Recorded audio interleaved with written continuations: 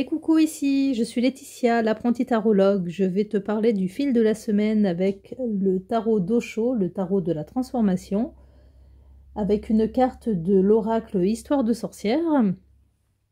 Donc pour cette semaine, j'ai tiré la carte de la transmutation avec le cède à la passion pour ma petite sorcière qui est magnifique. Très très belle carte. Alors qu'est-ce que cela m'évoque? Vaste question. Je repense à la complémentarité yin-yang que nous avons vue sur le fil de la semaine dernière, avec un côté assez gris, un côté ensoleillé. Cela m'évoque aussi la connexion divine qui est représentée ici par l'aura qui émane de cette jeune femme ou jeune homme. Alors, le visage est assez féminin, mais la poitrine a l'air assez masculine, donc c'est assez androgyne comme personnage. J'ai pas envie de trop m'avancer, même si je pencherai plutôt sur un côté féminin. On verra cela. La tentation, les épreuves, la douleur, la fin d'un cycle avec cette fleur qui est fanée. Et d'un autre côté, on a un magnifique arc-en-ciel, des fleurs, des diamants, quelque chose de beaucoup plus chaud, beaucoup plus ensoleillé, beaucoup moins ténébreux. On a quand même des petites similitudes sur les deux cartes de la semaine avec des lotus à gauche, des fleurs, des papillons, notes de musique à droite, donc des éléments qui ne sont pas là où ils devraient être, qui volent. C'est pas des cartes avec des figures qui sont figées. Il y a de l'immobilisme et du mouvement qui sont représentés sur ces deux cartes. Cède à la passion, on a des deux côtés des couleurs très froides. Alors je suis peut-être en train de dire une bêtise au niveau des couleurs chaudes et des couleurs froides, mais j'avais souvenir en fait que ça me donnait un sentiment inverse par rapport à la réalité de la nomination des couleurs. Bon, pour moi c'est chaud, hein, le rouge, l'orange,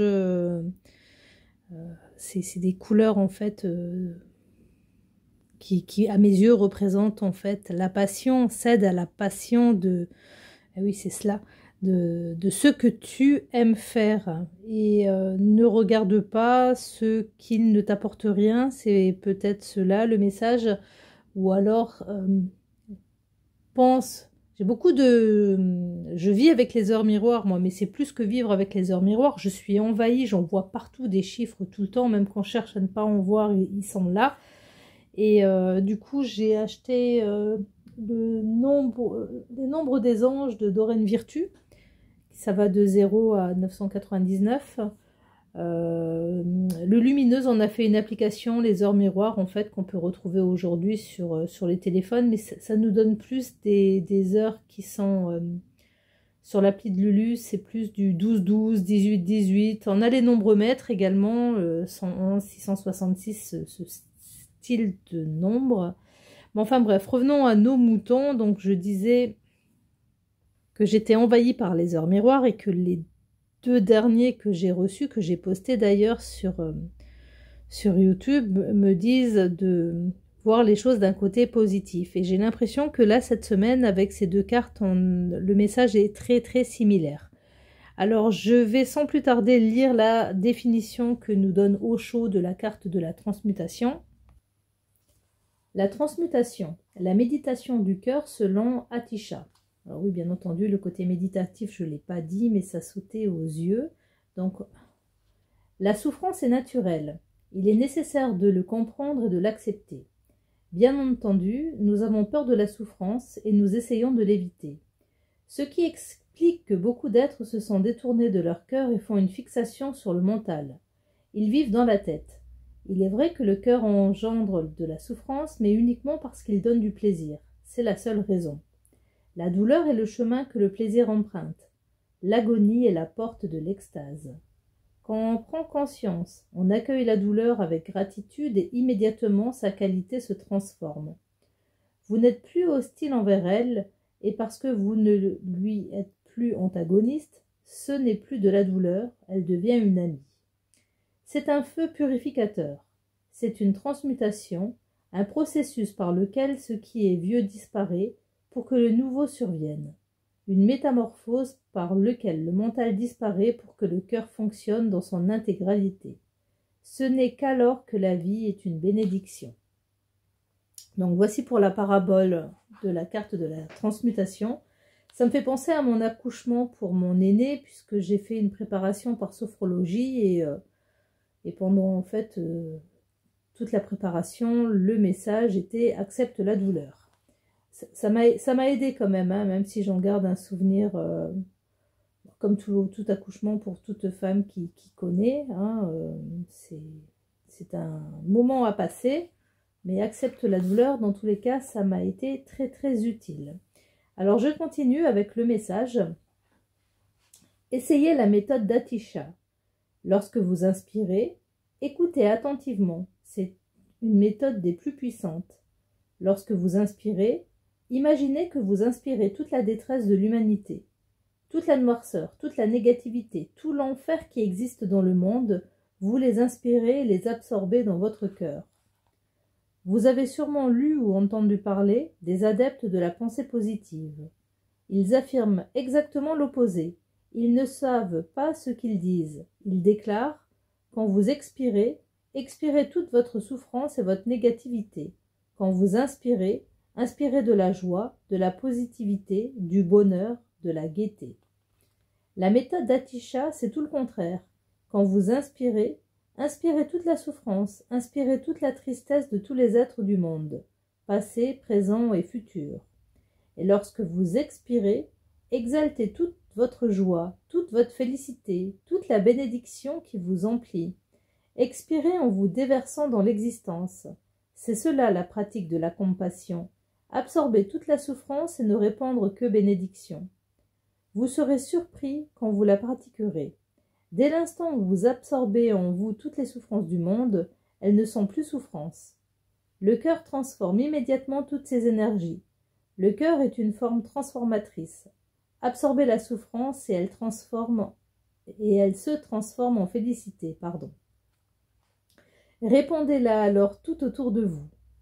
Une fois que vous aurez appris que votre cœur est capable de cette magie, de ce miracle, vous souhaiterez le pratiquer continuellement. Essayez.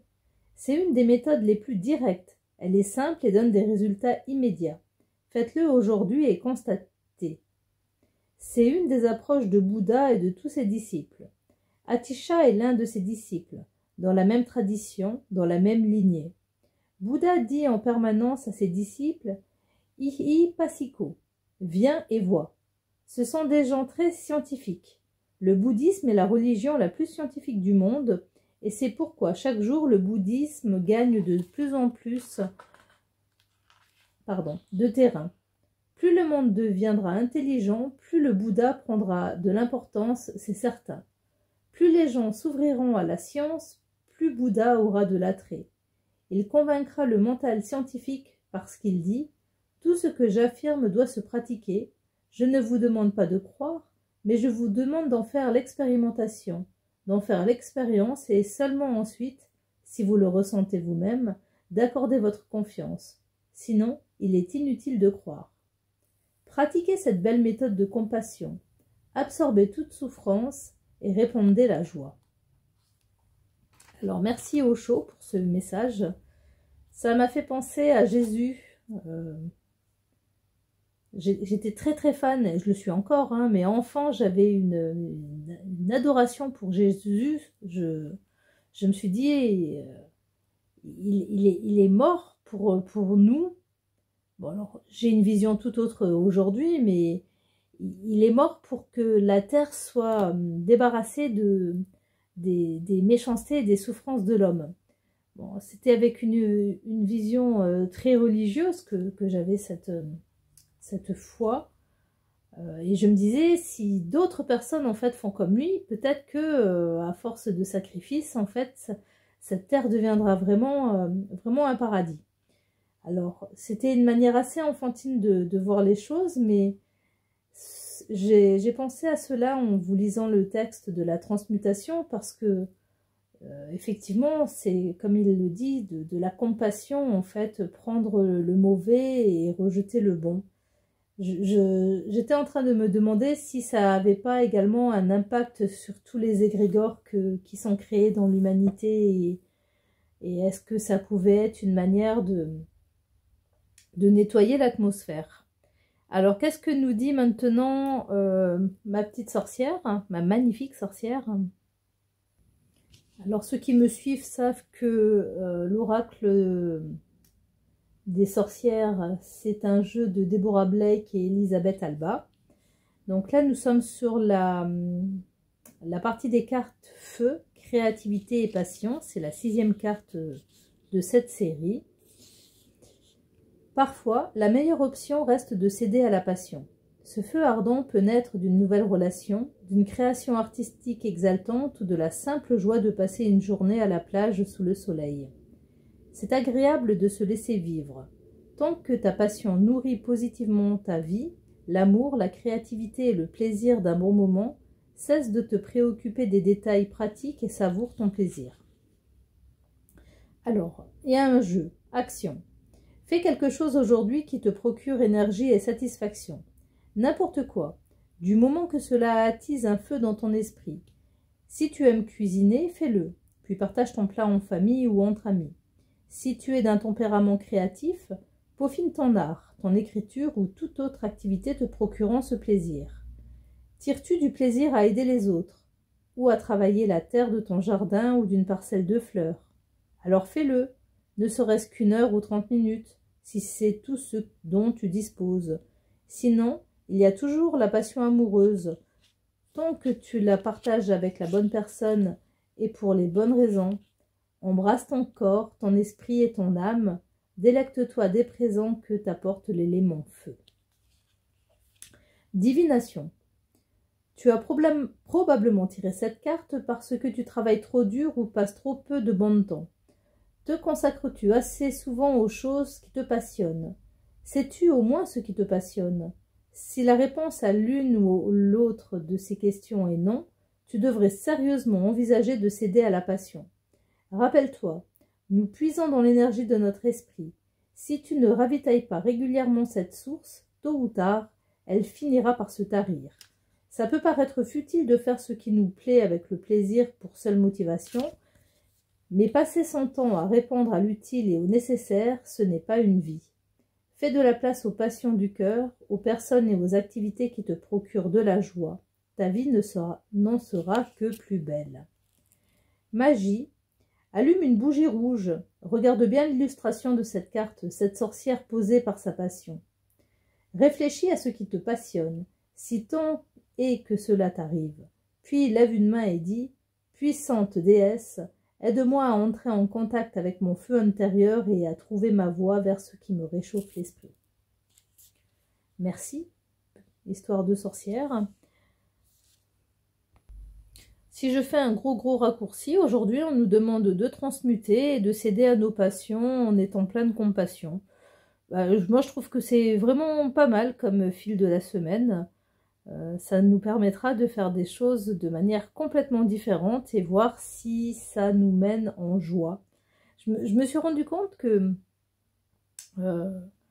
comment dire ça, alors bien entendu quand je tire mes cartes, je pense à toutes les personnes qui sont censées... qui verront ces vidéos.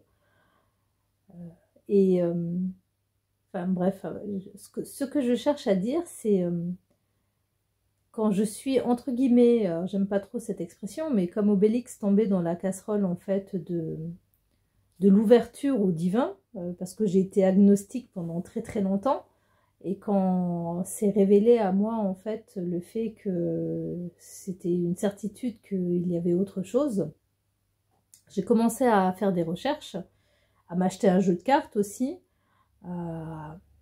et je suis devenue hyper sérieuse. Attention, faut pas rigoler, en fait, il existe autre chose. Et je pensais à ça ce week-end. Enfin bref, on va la faire courte. Je pensais à cela ce week-end. Alors, je sais pas si ce que je vous raconte là évoque quelque chose chez vous, mais il en faut peu pour être heureux, très peu pour être heureux, et je vous souhaite une excellente semaine.